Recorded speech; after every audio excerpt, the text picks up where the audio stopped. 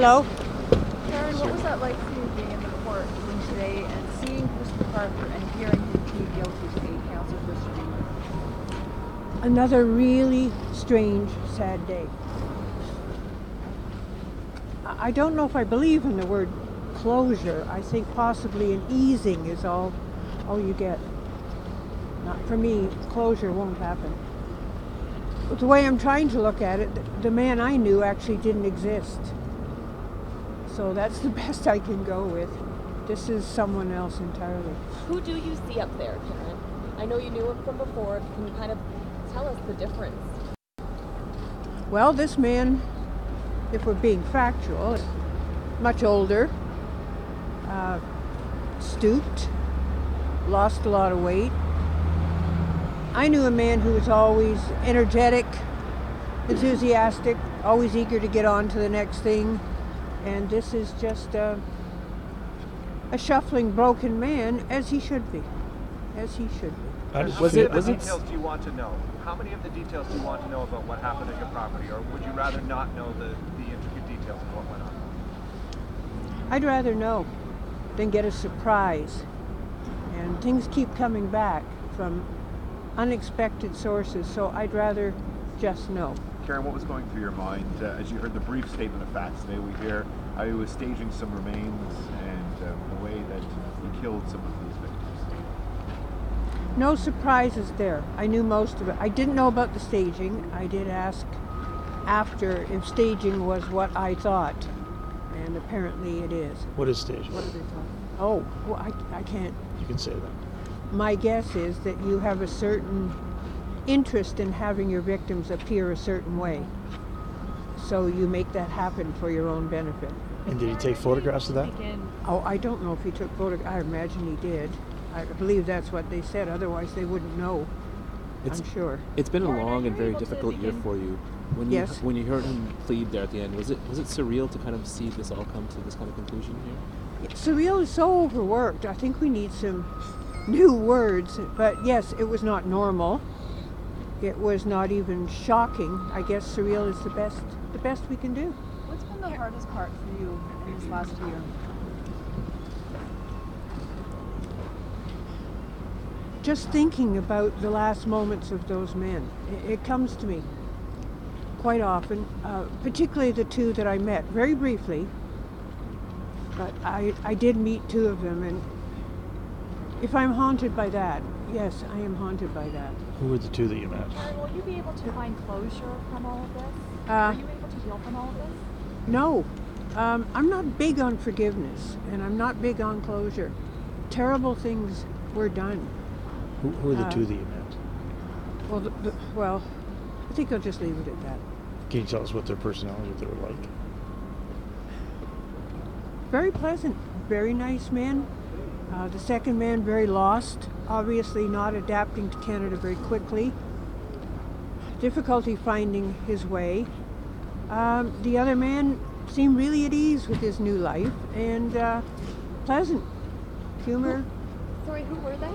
I'm not going to use the names. He asked what they were like, and those are the 2 that I met. And how did you meet them? Bruce McArthur brought them to my property. I never knew if he was bringing friends to see what he did for a living or because they were visiting, and that was true for some. And others did work for him, and that's why they were there.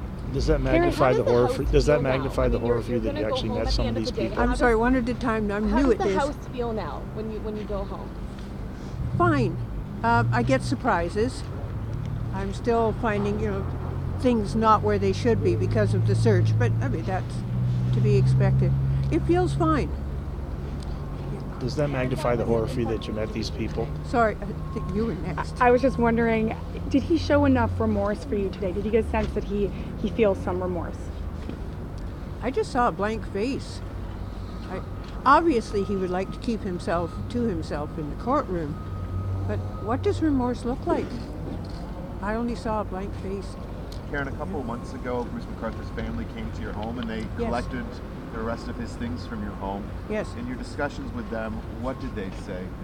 What was their reaction to everything that has taken place? We didn't have discussions.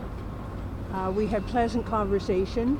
All of us are well aware that it was a very difficult day for all of us. We helped them load the truck, and some conversations started to veer off in the wrong direction, and we quickly changed the subject, and they finished, the truck was closed, and they left. How would you explain their demeanor?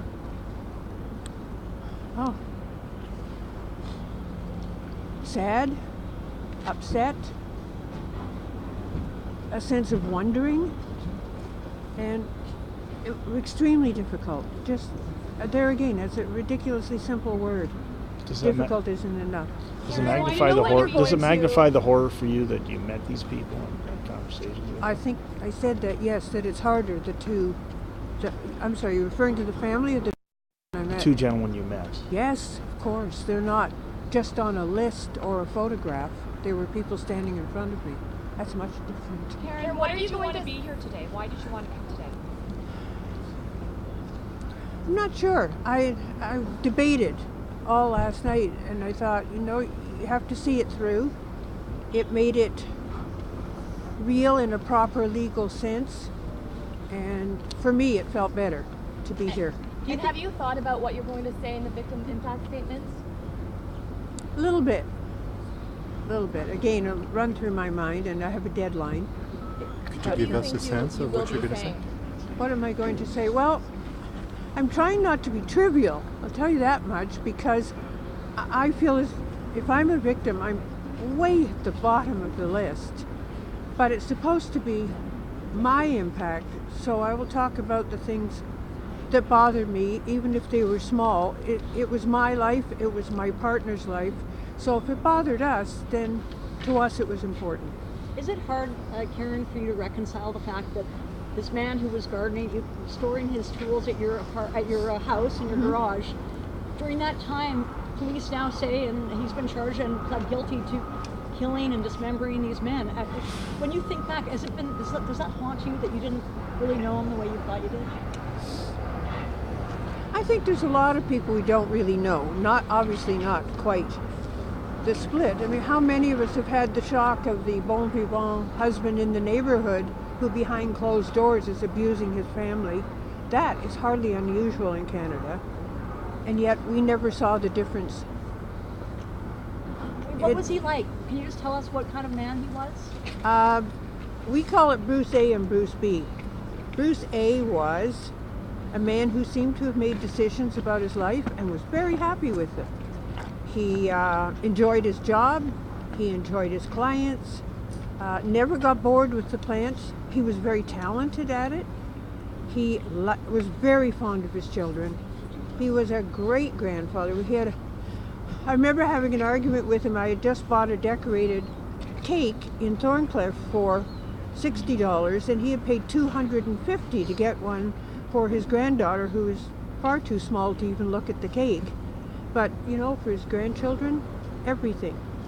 He was the best friend, neighbor, relative that anyone could want. That was Bruce A. Bruce B, who was that? I don't know. You didn't know it existed at that point? No, never saw temper. He was rarely sarcastic. No, just a happy guy, working hard, moving fast. You would never ever think, and I believe all his other clients said the same thing. How would you describe Bruce B today, now that he's pled guilty to everything? Well, I'm told he's not mentally ill, but to me he's evil. And there was a book a long time ago about Colin Thatcher, who was convicted of killing his wife, and the author said he's not mentally abnormal in any sense that we have, but he was evil. And that always stayed with me, and it came back to me when all of this started. Would you say anything to him if you could? No. He obviously doesn't care. Why would anyone bother? Do you feel violated that you used your property in the way you did? Oh, of course we feel violated. It's our home. Talk about an abuse of friendship. Yes, of course we feel violated.